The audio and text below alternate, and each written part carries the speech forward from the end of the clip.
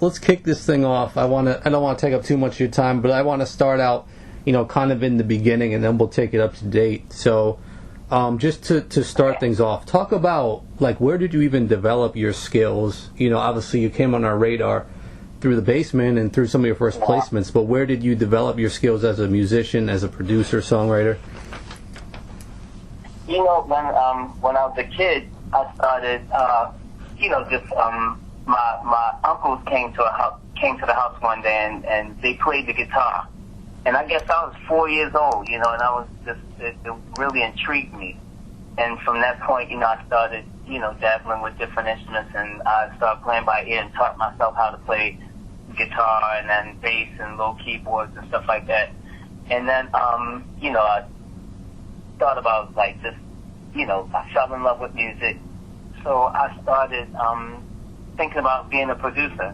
And the way I figured I would do that is by duplicating people's stuff.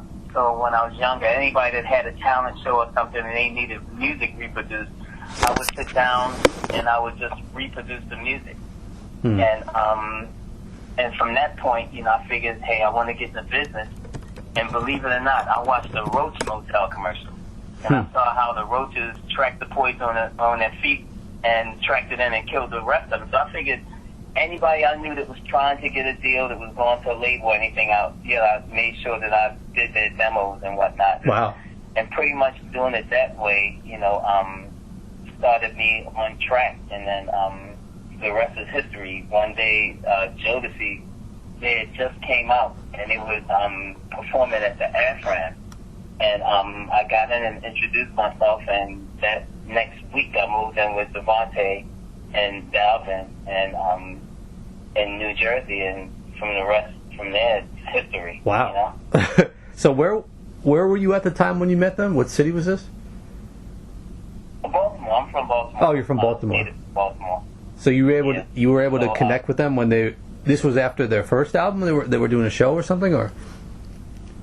No, yes, actually they just did their first album, and they were doing a promo tour at the African American Festival in Baltimore, and I met them there because actually when I was playing, I grew up in the church, so I was playing with a national Christian group called Nicholas, and when I was on tour with them, and I guess like we were all young, I mean we were like 15, 16, 17 years old. But I met his father. DeVante's father had a group. They were called the Reverend Don the Great Delegation. And I met him. And when I saw Jodeci, I told DeVante, I said, hey, I met your father when I was playing Christian music. And that was when we went back. They were staying in D.C. We went to the hotel, and I let him hear some tracks. And he said, hey, I want to start a production company. He said, you want to be down? And I said, yeah. So I guess the first three members of the Bassment were myself, DeVante, and Dalvin, and a guy, Chad Elliott. Dr. Seuss, right? That's how we started. Yeah. Wow, that's pretty wild. So you were one of the first. And what year was that? Like 1992, 93, I guess it was. Okay. Yeah, actually, myself and Chad Elliott, we were the first. The Bassment was a swing mob. It was me, DeVante, Dalvin, and Chad Elliott. That's how it started. Wow. And this was this before it even moved to Rochester? Oh, this was way before we moved to Rochester. Yeah. So you were based out of New Jersey, you said, at the time?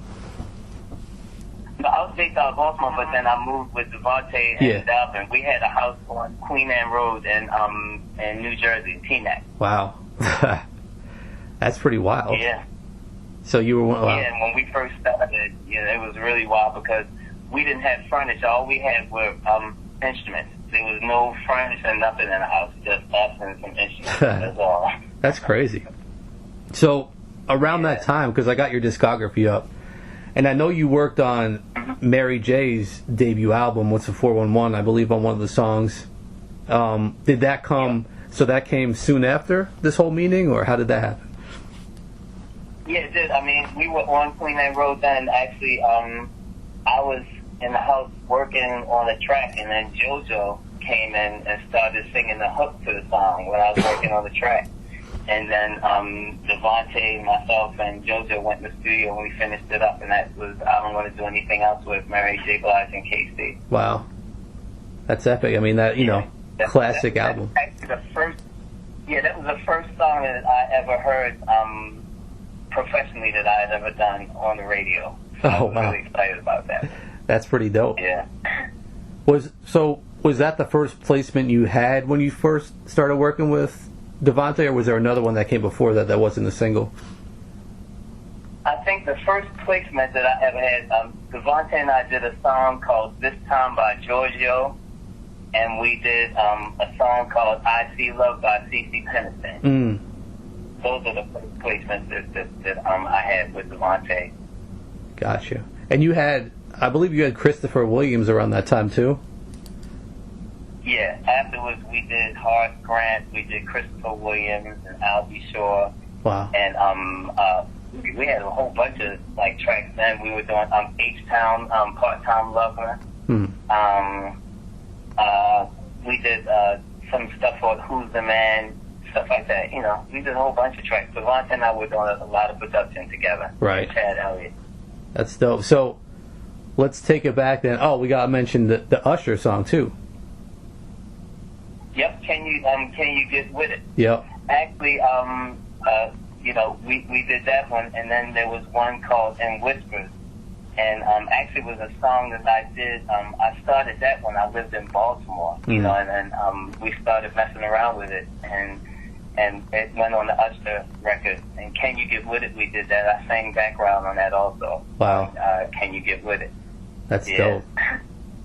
So let's take it back to the Basement for a minute. So Teaneck, New Jersey. It was just you I guess 4 at that time, and then where did it go from there? Well, what happened then is when they were on a promo tour, they met Ginuwine, right? So Ginuwine came back, and we started doing working with Ginuwine, and then Missy, she and the group Sista, DeVante found the group Sista and Missy's group, and Missy brought Timbaland and his crew up, and it was crazy because DeVante sent everybody home, but he called back. He got Timbaland and Magoo to come back, and that was when Tim, joined in with us also. Wow. And this was around what year? Was that 94? I think it was 94 maybe, 94, 95. It was soon. Everything was happening pretty quick. Yeah. Wow. So, as more of these artists started coming in, what was it even like being around all that talent? What was your day-to-day like? Wow. What we would do is we would go to sleep, we'd wake up, we were working constantly, all day long. It was just music. We would clown around, but we were all very serious about what we did, musically. We were real serious about that. Yeah. So it's just work. But we did have fun. We had fun, but we worked like crazy too. Yeah. Yeah. That's dope. So at what point did you guys get moved to Rochester then? Well, what happened is we went on tour. And I, of course, I did all the guitar and bass stuff for Jodeci and whatnot. But when we went on tour, I was playing on tour also. So while we were there, we had the different guys in the group. Lamar Jackson. Lamar Mitchell. He played keys. Michael Jackson.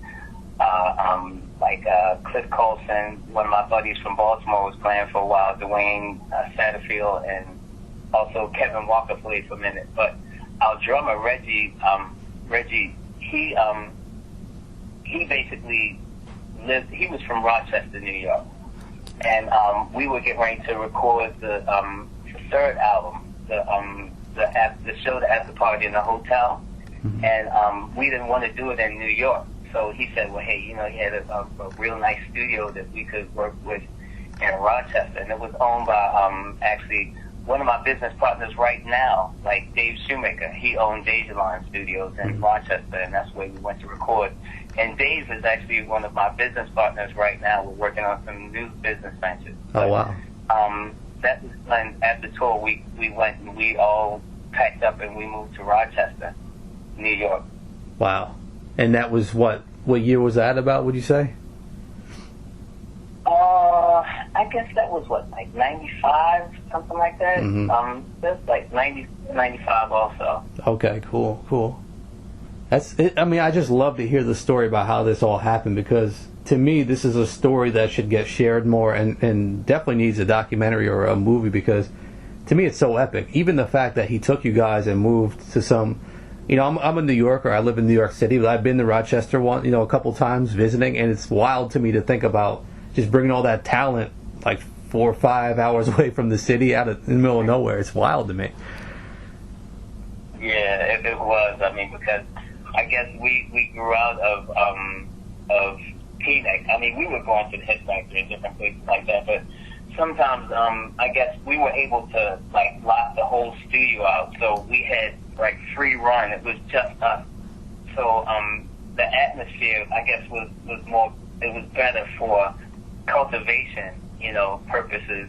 Like, because what happened is Playa came along, so like they were working, and then when we came up there, Dalvin met Stevie J from Buffalo, and he was doing some work with us, but we were all like in one place when we went to Rochester. So that was like, I think DeVante's whole idea was basically creating a new Motown type situation. So one of the only ways to get all of us in the studio working at the same time and it being cost effective was by taking us to Rochester. Yeah. And Dave Shoemaker just opened the whole studio up to us. So we had people working, like Tim was in one room, I was in one room, DeVante was in a room, Dalvin was working in a room, Chad, I mean, everybody was just working continuously, like around the clock. Yeah. We had a bunch of engineers and with us, and we all played multiple instruments and different things like that. So we were able to work like any time of night. The studio, we slept in the place, we slept there. Yeah. That's wild, man. I forgot to mention the point of you were actually able to contribute to Jodeci's second album. What do you remember about? Like, do you even realize, or did it hit you in the moment? Like, you were Jodeci. I mean, to me as an R&B lover, was such a phenomenon, and you were right there in the moment, getting to live it and getting to contribute to that. What was that like? Well, it was really cool because the first album was done, but then I guess DeVante, we were getting a little more creative. I remember one morning, I was asleep, and like I said, we were sleeping on the floors, and then he was working on "Cry for You" or something, and I heard him like playing the keyboard parts, and I was like, wow, it just blew me away. Yeah. But we got up and we went to this store called Rogue Music in New York, and we found all these old wah-wah pedals and old guitars and old synths and stuff like that, and we decided to give the music an old like sound, like with the static and the wah-wah pedals and all the moves and stuff. So you might notice the change in the sound from the Forever My Lady album to the second album, because we added that twist, I guess that was the beginning of our new sound that we started creating. Right. With the Bassment swing mob. Yeah. Gotcha. So, like, yeah. That's dope. Using the wah-wah pedals and stuff like that, on his songs. And he was doing all the static and the moves and stuff. And it just turned into something really funky at the time, That's different. dope. And then, of course, you were able to contribute to Jodeci's third album, the show, The After Party of the Hotel, as well, out there when it was recorded at Dejalan Studios. What do you remember about working on that one? Oh, man, I mean, that was a lot of fun. I mean, myself, Timbaland, Dalvin, DeVante, Stevie J, like, we were all just Missy, Tweet. I mean, everybody contributed to the thing. And I believe our experiences, everything contributed to it. It was a grimy sound, with the interludes and stuff, but I believe the whole album was an expression of our experience in our lives there, Mm-hmm. And basically, like I said, we were around a bunch of geniuses. Like DeVante was a genius, Timbaland's a genius. Stevie J is a genius. Not like, sound my own trumpet, but, I do what I do. Yeah. So, Dalvin, we all contributed, and it turned into what it turned into, but DeVante, that was his baby. I mean, he was really, really particular about that thing. He put a lot of time and energy. I mean, like, I believe Cry For You had maybe 130 tracks, Wow. And, I mean, he would sit there and tweak a hi-hat, or a cymbal or whatever, so it was pretty deep, Yeah, that's wild. So, we had good engineers, too. Yeah. Talk about, because you were part of the Basement. Before we start touching on some of your other productions outside of there, what was your plan? Like, what were you, you were part of this collective, but what was the plan for you longer term? Like, how are you looking to break in yourself?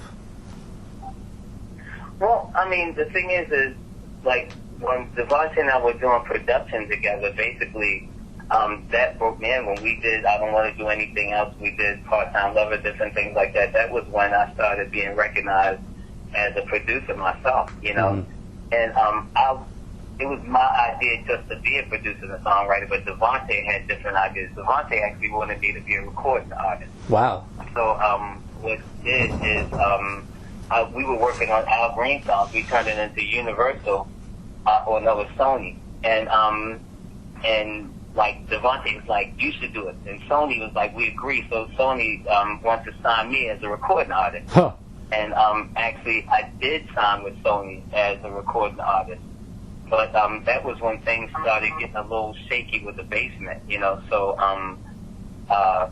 I did what I did, but then after a while, I got with refugee camp, when everything started kind of fading with the Basement. But it was my intention to just be a producer, but DeVante, he named me Day at the time. Huh. And he had a whole concept and everything, and he's like, well, we're going to do you as a recording artist, Mm-hmm. So I was like, wow. So that's crazy. Wow. Well, what was it like? You mentioned things started fading, but so what was the process like of leaving and branching into your own thing? Well, what happened is it seemed like I'm not sure, like Missy had left, and then little bit by little bit there was some situations that were like popping up that was kind of like causing the whole situation to deteriorate a little bit. You know what I mean? Mm-hmm. And gradually it seemed like the whole situation dissolved. Because Ginuwine had signed to I believe it was Sylvia Rome's label, and came up with Pony, and Timbaland had produced that, and Tim and Missy started doing their thing, and then everybody just kind of separated a little bit. I'm not sure, because see, when things started getting funky, I went back home for a second, and just chilled, to see what was going on. I mean, of course, I was still tight with everybody. I was the type of person, I was like, I never took sides with anybody, because I didn't have a reason to. Yeah. But things did dissolve a little bit. I was hanging out with Timbaland, and Missy a little bit more than everybody else, and we just kept continuing doing things ourselves too. Right. Oh, so I don't know about the timeline of all this. I'm trying to kind of keep some of it in order, but I know you were able to land a placement on Dru Hill's debut album. The song "So Special," which I love actually. I know they're Baltimore guys too. How did that, connection and placement come together? Well, it was really crazy because the same festival that I met DeVante and them at, I would see them in Baltimore. Cisco used to work at this place at the harbor called the Fudgery, where they would sit and they'd make fudge and they would sing. And then we were at the festival and Nokia pulled me up, and we were actually in Rochester working when that happened. And I flew them to Rochester, and to record the song because they asked me to do a song for them. So they came to Rochester, and that was when we were at Ginuwine when we recorded So Special. Mm-hmm. And it was crazy because like at one point Casey wasn't happy because Cisco sounds a lot like him, and he was like, "Hey, they're trying to copy you." And I told him, I said, they admire you very much. I'm like they love you. He's crazy about you. He's not trying to copy you. I mean, it's just his style. I mean, he just happens to have a feel like yours, just like you have a feel like Bobby Womack or whatever. Yeah. I mean, so then Casey's like, okay, yeah, cool. So, that's what happened there, pretty much. It's crazy. Nokia is our guy. We keep in touch with him. We support him. He supports us. And we were talking to him about, he's a good dude. The song that you did, or you contributed to, She Said, from their third album, I was telling Nokia, yeah. You remember that one? I was telling him that should have been a single. Yeah. Yeah, actually I did Beauty, too. Did you? I didn't know you did Beauty. Yeah.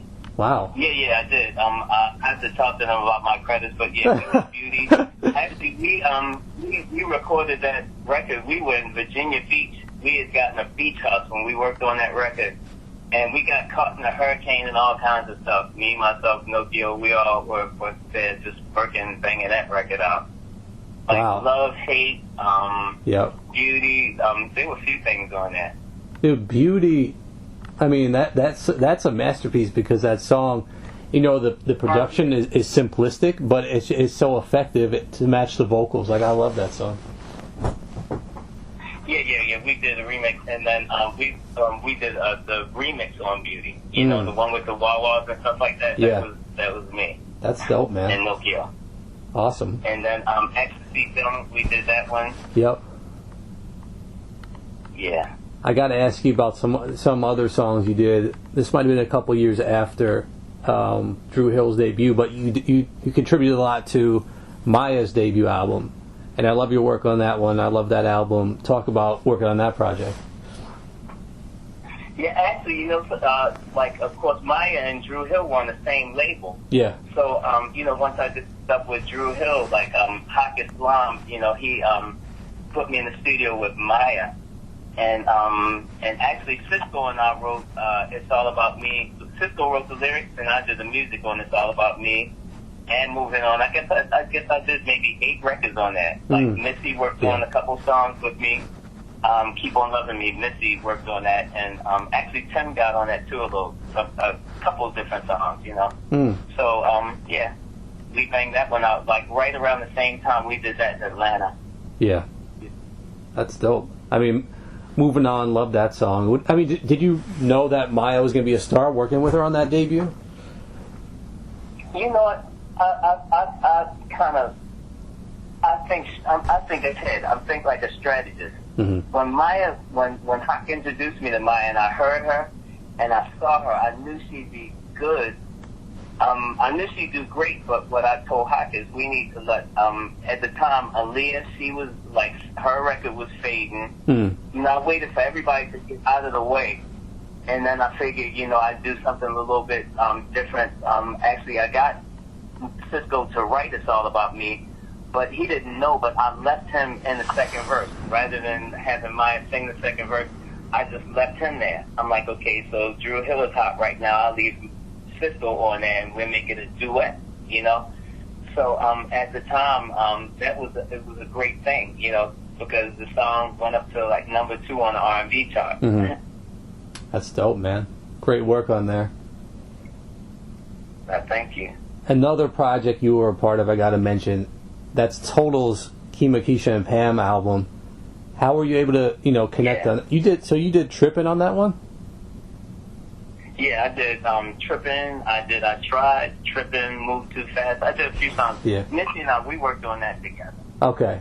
So, yeah. What do you? That was me and Missy. I actually love that song, Trippin'. I mean, because for me, growing up loving R&B, I could just remember when it came out, and it was like a moment. I mean, what do you remember about making that one? You know what? I had gotten a new machine called an ASRX, right? and it was a little red machine.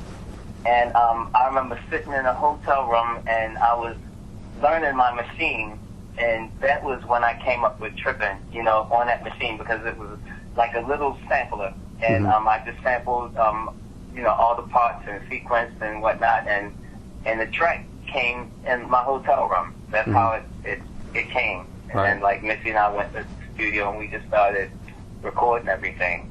So, yeah. That's pretty cool. All organic. That's dope. Then, and you know, when I got to the studio, that's when I added like live space and different things like that. You know. Right. You were on Maya's second album as well, right? Fear of Flying, that album.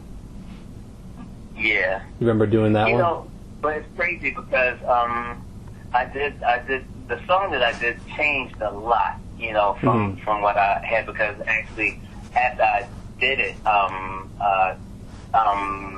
they came in and changed a couple things, and it you know, it was cool, but I don't feel like that was personally. Gotcha. It wasn't exactly the way I imagined it to be, you know, because it was remixed, and they released the remix version. So, you know, I wouldn't. I'm gonna be honest. I'm not jumping up and down about that. You know, that kind of, you know, that messed me up a little bit. No, I understand. You know, it is what it is. I got you. Well, let me ask you this. So we're talking about stuff that came out around 2000 at this point. Was there ever a time, I don't know if you kept in touch with DeVante at this point still or not, but my question was there ever a time when Jodeci that you knew of was getting ready to do some new music that you helped them with at all? Well, I would hear stuff because I would see Casey and JoJo periodically. And I saw Dalvin at a concert one time, and I've been trying to reach, like, I tried to catch up with DeVante a couple of times. You know, I heard that he was in L.A., but we were never able to really catch up with each other, you know, because he was doing what he was doing, and I was doing what I was doing, you know. And I was doing a lot of music, but I was dabbling with the tech stuff, too. And then, too, I was dealing with, you know, Rodney Jerkins. We were doing a lot of stuff, so we were staying out of the country a whole lot, too, you know. Right. And then one time, even Tim had said, you know, he said, hey, why don't we catch up with DeVante? We heard he's doing some stuff. Why don't we do something with him? And but it never really materialized. Yeah. So, you know, like, DeVante will always be my brother, my mentor. I love him, you know, and Dalvin, you know, and only God knows what will happen in the future, you know. But we haven't had a chance to really catch up. And, you know, I've been talking, like, his brother, Bassment, we keep in touch periodically, and also his son hits me up, you know, periodically to see what's going on, you know. So we'll just wait and see what happens as far as that goes. It would be great, you know, to do a reunion thing. Right. 100%.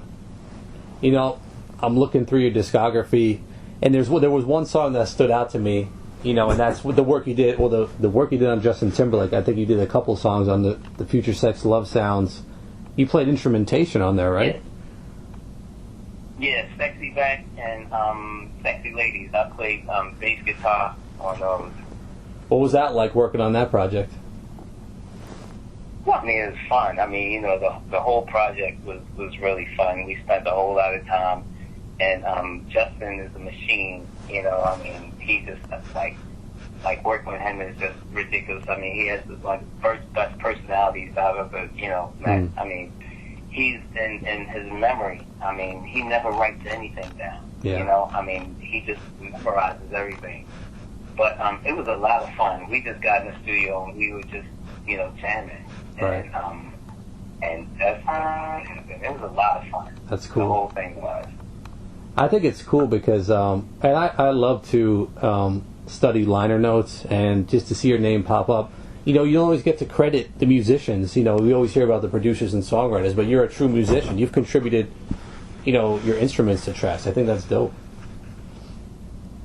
Yeah, you know, a lot of times it's little things. It's just like on Timberland and Magoo's record, I was sitting there singing Spider-Man hook, and Tim was like, yo, you know, let's do that. Like, he made a Spider-Man thing. So sometimes, I mean, nowadays music is a little bit different because they pay more attention to the producer than the musicians that create. I mean, that's why I want to kind of bring that back, you know, cause people to respect musicians, because a sample was created by musicians. You know, people don't really get it. You know, they make their samples and they do what they do, but it came from somebody that's actually playing an instrument. Right. And even now, I do a lot of loops and stuff like that, but like I create my own loops. Like I think one of the last couple songs I did, Cubicle by Buddy, like that was just a vocal loop, you know, and it was intentional. You know, what I do is I'll do vocal loops, and then Timberland or 1500 and up and somebody like that, they'll grab it and they'll do what they need to do, you know, you know, but it all starts like, you know, like the chicken and the egg, you know, like I believe the chicken had to come first to lay the egg, but I mean, maybe God left the egg and the first chicken hatched out of it. I mean, but music is what it is, and it's never going to go anywhere. It's never going to change. And I want musicians all around the world to get props and remain active, because the producers, I understand, they can sample forever, but somebody has to keep creating in order for the music industry to keep going, you know? Right, absolutely. So I've touched on a lot of the songs, you know, throughout the years. Tell us about some of the more recent work you've had, you know, you've contributed to. Well, I guess with like songs like in between there were a bunch of different records, like with you know, Terry Dexter and different things. Yeah. And then with say Beyonce, Grown Woman, like that was something, because actually that was a loop also, you know. Like it started with a loop, and then before you know it, Timbaland added what he added, and J-Rock added what he added, Dream and Beyonce started writing, and it turned into a Pepsi Mirrors commercial. And then from Pepsi Mirrors, it became Grown Woman, you know. And then, you know, we've done a whole bunch of stuff, like the Justin Timberlake songs. We did some Brad Paisley stuff, and, you know, most of the stuff I've done recently, I've either done with Timberland or 1500 and nothing, because, you know, we all like hang out and we do our things. It's just like the latest song I did this year, Big Homie Rules, that was with 1500 nothing and Laurent. Mm-hmm. And you know, we have a relationship just like I have my relationship with Tim. And Cubicle by Buddy, that was Laurent also. The Grown Woman thing was with Timbaland. And I mean, we did a whole bunch of other stuff. Fool's Gold by you know, like right now, just sitting here, I can't really think of everything, you know. Yeah. But you know, we're doing a whole lot of stuff, and there's gonna be some more stuff coming this year. And even though this pandemic started, but I've been coming up with a couple of different tech ideas that I'm gonna try to get ready to roll out that will enable us to continue working through a pandemic, you know, with whoever we want, you know, wherever we want. Yeah. And once that happens, you know, we can start talking again, and we can talk about what that is, you know. But I want to level out the playing field and give everybody the same type of opportunities. And I basically showed a lot of people that you can get on a record. You don't have to be like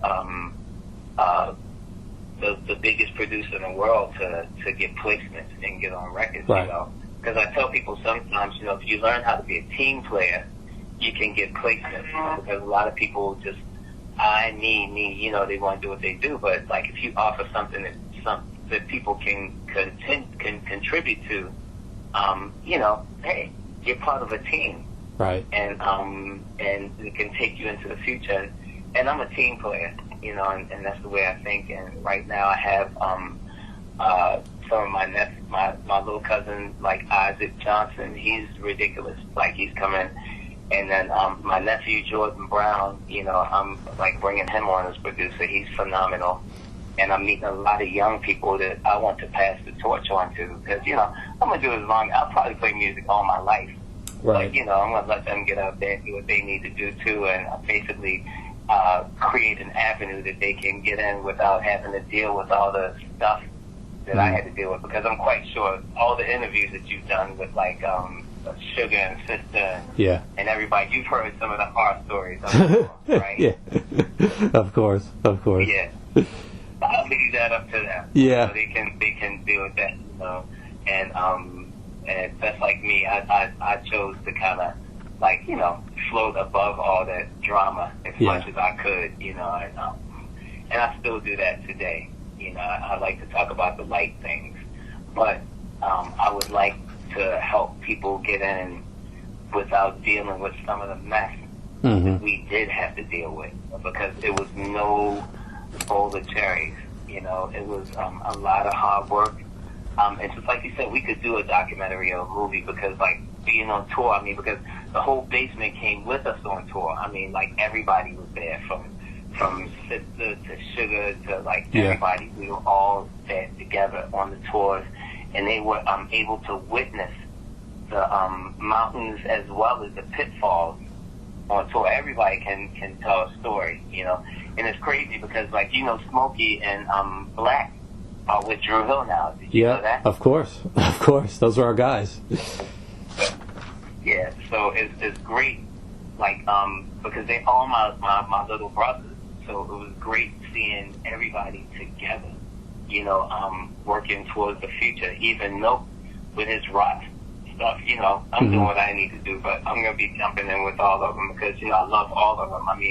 Everybody from Missy to Sista to Sugah to Tweet to Stevie J to DeVante, Dalvin, Casey, JoJo, Timberland. Yeah. They'll always be my family. I love all of them, no matter what. Ginuwine, no matter what any of them are going through. I love all of them, and I thank God for all of them, because through good and bad, every situation added to who I am as a musician. Right. I love that, man. I love that outlook, and that you're so humble and gracious about what you've been able to experience and live through, man. It's amazing. Thank you. I got to ask you one more thing. I almost forgot, and I don't want to take up too much of your time, but I remembered hearing that, when you were in the Basement, did you work with one artist more than any of the others? Because I thought I had heard you had done a lot of work with Ginuwine while you guys were there. Did you work with him the most, or is that no? Well, the thing is we did hundreds of songs, and actually what happened is when we all got together, the whole crew, they were kind of captains that had their own houses, and people lived in the same houses with them. Yeah. So DeVante had his house, and Tim and them lived in there, with him, and then Dalvin had his place. He had his people there. I had my place. Ginuwine was there in my joint with me, So we worked on a whole lot of stuff together because we were together a whole lot. But I did a lot of stuff with Sugah too, But I think I may have worked more with Ginuwine as one of our individual artists than anybody else. Even though I did stuff for Playa and I did a lot of stuff for Sugah and everybody else, but Ginuwine, we did do a lot more, because I think on his record, the one that they did for the Basement, you might see my name more than everybody else's on his record. Gotcha. Yeah. See, you just made me think of another question. I'm sorry, it just came to mind. Because when I went to Rochester, right, I actually got to see the building where you guys were at. The Basement is still there. So was it I just try to visualize. I'm trying to put this whole story together. Was it multiple floors? How was the situation? And then you walk to the studio? How did that all go? Well, it was multiple floors. And like I said, DeVante, our studios were in the basement, right? Okay. DeVante had his room, but then Timbaland slept at the studio too. He didn't want to go anywhere. So he had a room down there, when he was recording. He's so dedicated. He used to sleep in there, right? Yeah. But it was upstairs. There were the different rooms that we worked in, and there were a few levels. Gotcha. So we were all spread out all over the whole building, pretty much, and we are thankful to Dave Shoemaker. Like I said, he opened up. He let DeVante do anything he wanted. DeVante painted the walls. He did everything. Anything we wanted, he just accommodated us. Yeah. So Dave was a real good guy. Wow, that's really dope. I love it, man. I really appreciate your time and you sharing all these stories. This I'm excited to share this interview with our readers, and there's still, believe it or not, dedicated, Bassment fans out there who are hungry to hear this story, because like I said, it hasn't really been shared on the level it's supposed to, and I'm just trying to, be a vessel to help you guys share your stories. Yeah, something I'd like to, sometimes it's good because I do look at some stuff, I look at record credits, and I'm like, no, those aren't the right credits. Yeah. That's not how it was. Or I hear some stories that people tell, and I'm like, no, it was not like that. No, So eventually, and just like I said, sometimes I talk to LaShawn, and I talk to Susan, and some of the different people. Like I'll talk to Missy periodically, and I talk to Tim all the time, pretty much.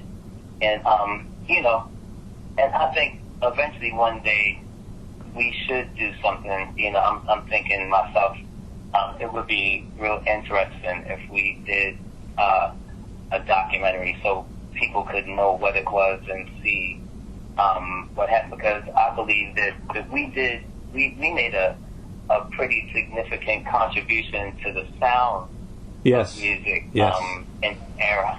I believe we changed the sound of music a little bit, Unfortunately, there's one missing link, and that's DeVante, and he really doesn't like to come out too often, which is really unfortunate for music in general, because we need to celebrate this man and his contributions, and I just feel like he'd be such a great person to promote this whole thing. I guess one day we'll have another, because like last time we had a conversation, it was like we have good conversations and stuff, but just like, like you said, DeVante is really, he stays to himself a lot, and I haven't had a conversation real recently enough to see his feelings on everything, because I think that the situation may have hurt him a little bit, not so much people in the basement, but then there were outside influences that tried to break his spirit, as who he is. And, I pray for him every day. And I believe that one day he's going to pop up and he's going to do something, and people will know. And, God has his way of doing things in his own time. So, all we can do is wait and see what happens. Right. I actually was fortunate to be able to interview him once. It was about 10 years ago. When when Static passed, I and a partner of mine, we ran a tribute site to Static, and DeVante was gracious to grant us an interview to speak on Static's legacy, because obviously DeVante had a big part in helping introduce him. So I thought that was awesome. Yeah, it was. And actually, I was on my way to Louisville to see Black and Static that weekend. Oh, wow. My goodness. But it was ironic because I was in the house with Timbaland when he died, and we flew to the funeral together, myself and Tim, But it was a real shock, like losing Aaliyah and then losing Static, it was just like surreal, Yeah, I mean, truly two greats we lost. Static, I mean, his writing abilities, I don't know if you were able to witness a lot of it, but to me it's out of this world. Like, he never got enough credit. Yeah, of course. I mean, I was right there with him, like even when he was like doing writing with Tim and I were still working together when Static was around doing his thing. So, and like I said, I was still there in Louisville when they were quiet. I was still there with them. I remember when they first came on, and it was something how they come in and they were just singing gospel songs all day long, and it was really cool, like how to watch all of them develop. Yeah, absolutely. You sorry to keep going, but you mentioned Aaliyah. Were you able to ever spend any time around her when she was recording? Yeah, always. I mean, she was baby girl. She was with us all the time. That was when Tim and Missy were signed to Barry Hankerson management. So, we were there. Big Mike, her father, he was around us all the time. Yeah, that's dope. We were all like family. That's amazing. Like Ginuwine, Aaliyah, me, Tim. We were around the whole lot. Right. Her cousin Malik and Jomo and all of us. We had a lot of fun. Yeah. That's awesome.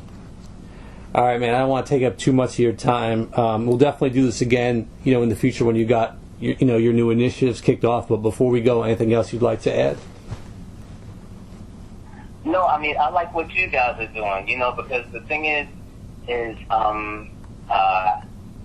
a lot of people forget where things originate or where things come from, and they have to remember, even moving forward, you have to remember where you came from. If you forget where the seeds are, there'll be no more planning for real, nothing authentic anymore. So, people have to be, real, know where it came from, take examples from what happened in the past, do new things, but never forget the root of what it is. Just like with us, I mean, like even a Justin Timberlake.